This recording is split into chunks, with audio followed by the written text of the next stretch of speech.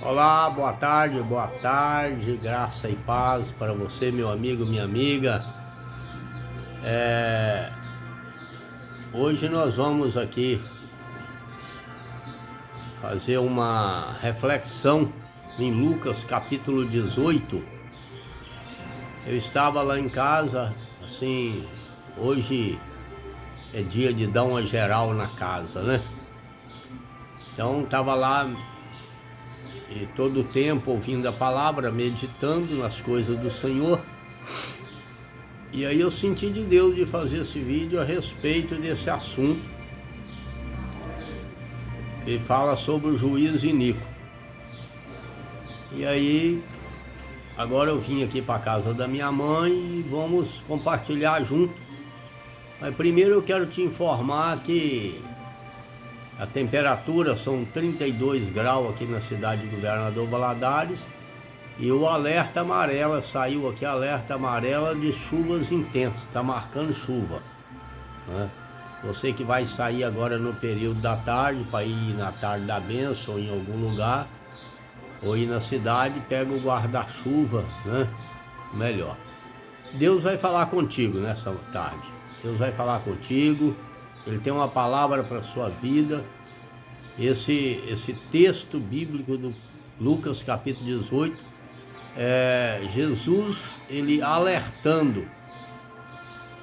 Jesus, ele depois de um discurso maravilhoso, um discurso muito bacana até a respeito do arrebatamento da igreja que ele faz aqui no finalzinho do capítulo 17. Mas pega aí sua Bíblia. Se não tiver sua Bíblia, presta atenção e depois você confere em Lucas capítulo 18, que é bom conferir para ver se a gente fala. E nós vamos fazer uma oração, a oração das 3 horas da tarde, né? Nós vamos orar pela tua família, pelos seus projetos, planos.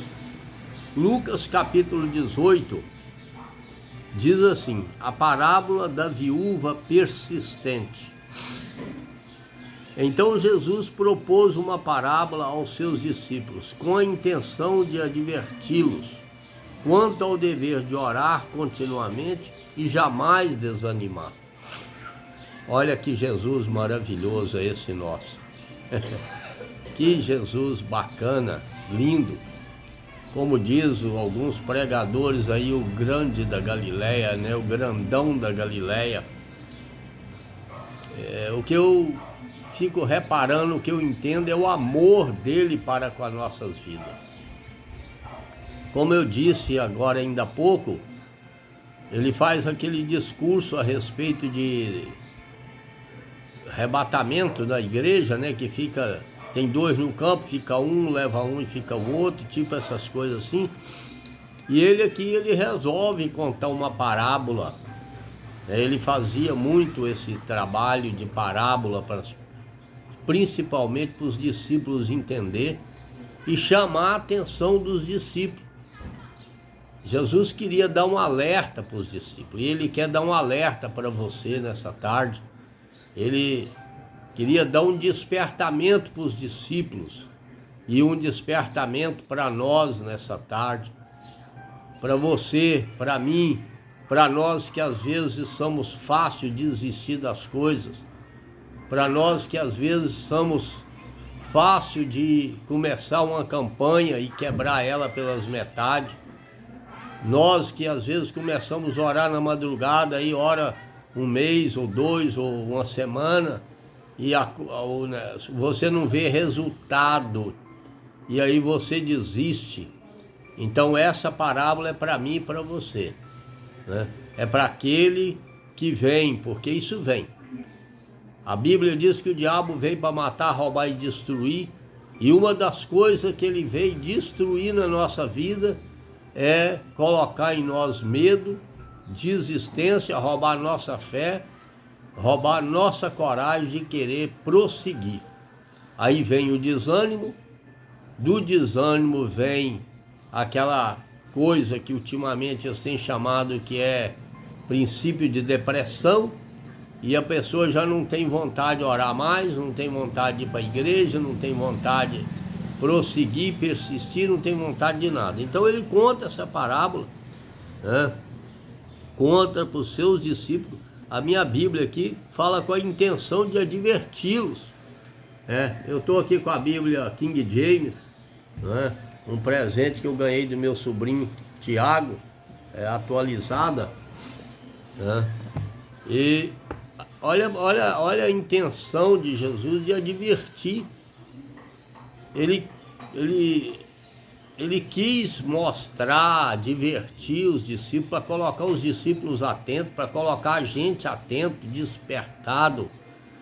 Porque Jesus, aqui ele estava como homem, 100% Deus, onisciente, onipresente, onipotente. Depois que ele subiu ao céu, ele continua Deus, né? E ele adverte pela seguinte forma, porque nós, seres humanos, são fáceis de desistir das coisas. Tem os perseverantes, tem muitos que perseveram numa coisa e desistem de outras. E aí Jesus conta para os discípulos, adverte eles a respeito do interesse, do desejo, da vontade de orar, da importância de orar, da importância de falar com Deus.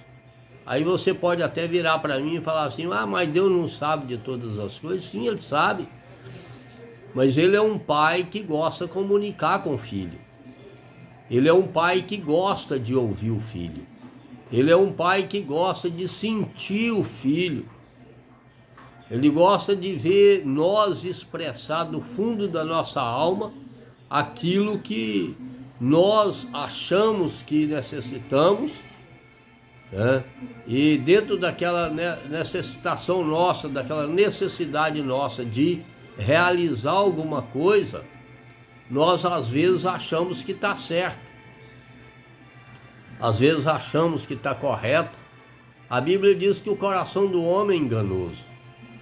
Então às vezes vem algum despertamento em nós, para nós realizar alguma coisa, e talvez não é da vontade de Deus, ou talvez é da vontade de Deus. Se não é, Deus vai analisar, e se Ele vê que pode ser, Ele vai trabalhar em cima do assunto. De acordo com a sua fé, Deus vai trabalhar em cima da situação. Então Ele já adverte os discípulos, também porque Ele sabia que os discípulos iam passar dificuldade, sabendo que os discípulos iam enfrentar situações difíceis, situações adversas, situações que às vezes poderiam levá-los a desistir da caminhada, do chamado, do projeto, né? O que dá a entender aqui nesse capítulo 18, eu não li ainda a história toda para você saber, só li o primeiro versículo, mas a história fala de uma mulher persistente, de uma pessoa persistente, né? De uma pessoa que ela se deparou com uma situação, ela tinha uma situação, nós não sabemos qual é a situação, mas o que leva a entender, porque a Bíblia fala aqui de uma viúva, e a viúva naquele tempo, naquela época, certamente a Bíblia não fala aqui que ela tem filhos, mas ela certamente deveria ter filhos. E quando o marido morria, se ele estivesse devendo alguma coisa a alguma pessoa, então elas teriam que dar o filho. Se elas não tivessem condições de pagar, elas teriam que dar os filhos como escravo para aquela pessoa, para pagar a dívida que o marido deixou. Vamos supor que seja isso. A Bíblia não fala que é isso, mas pela história que nós estudamos dos hebreus, nós entendemos, da história de Israel, nós entendemos que existia uma lei a respeito desse tipo de situação. Então ela tinha que recorrer a alguém, ela tinha de recorrer a alguém para que ela pudesse alcançar um julgamento em cima da situação a qual ela estava. E pelo que nós entendemos, o juiz a qual ela ia procurar, a causa dela, O juiz que ela ia procurar, a Bíblia diz que era um juiz iníquo, era uma pessoa ruim, era uma pessoa má, era uma pessoa que não tinha interesse de atender, de recorrer, de fazer nada pela pessoa.